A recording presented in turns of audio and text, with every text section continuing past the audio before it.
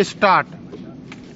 यदि किसी ऐसे अपराध का विचारण जो मृत्यु या आजीवन कारावास से दंडनीय नहीं है और जो ऐसे व्यक्ति द्वारा किया गया है जिसकी आयु उस तारीख को जब वह न्यायालय के समक्ष हाजिर हो या लाया जाए 16 वर्ष से कम है, मुख्य न्यायिक मजिस्ट्रेट के न्यायालय द्वारा या किसी ऐसे न्यायालय द्वारा किया जा सकता है जिसे बालक अधिनियम 1960 या किशोर अपराधियों के उपचार, प्रशिक्षण और पुनर्वास के लिए उपबंध करने वाली तत्समय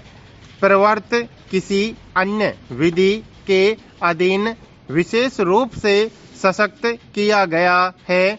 जब एक विचारण में कोई व्यक्ति 2 या अधिक अपराधों के लिए दोष सिद्ध किया जाता है तब भारतीय दंड संहिता की धारा 71 के उपबंधों के अधीन रहते हुए न्यायालय उसे उन अपराधों के लिए विहित विभिन्न दंडों के लिए जिन्हें देने के लिए ऐसा न्यायालय समक्ष है दंडादेश दे सकता है। जब ऐसे दंड कारावास के रूप में हो तब यदि न्यायालय ने यह निर्देश न दिया हो कि ऐसे दंड साथ साथ भोगे जाएंगे तो वह ऐसे क्रम से एक के बाद एक आरंभ होंगे जिसका न्यायालय निर्देश दे। दंडादेश के क्रमवर्ती होने की दशा में ऐसा व्यक्ति 14 वर्ष से अधिक की अवधि के कारावास के लिए दंडादिष्ट नहीं किया जाएगा।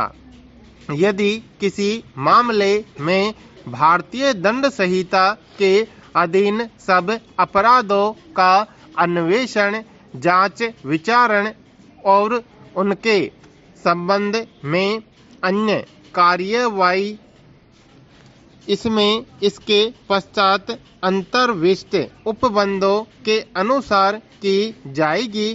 किसी अन्य विधि के अधीन सब अपराधों के अन्वेषण, जांच, विचारण और उनके संबंध में अन्य कार्यवाही इन्हीं उपबंधों के अनुसार, किंतु ऐसे अपराधों के अन्वेषण, जांच, विचारण या अन्य कार्यवाही की रीति या स्थान का विनियमन करने वाली तत्समय प्रवर्त किसी अधिनियम के अधीन रहते हुए की जाएगी।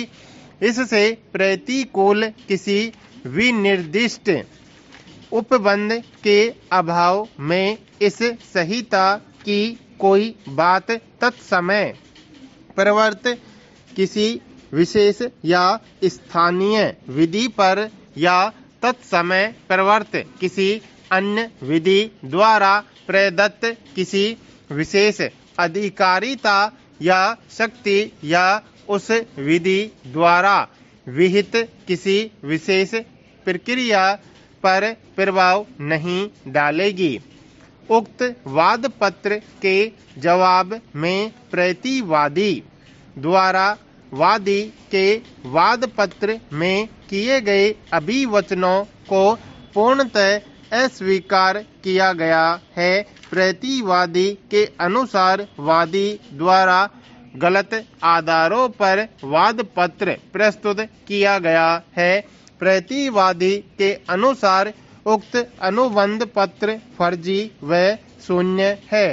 प्रतिवादी के अनुसार उसने कोई राशि प्राप्त नहीं की और न ही उसे प्राप्त करना शेष है।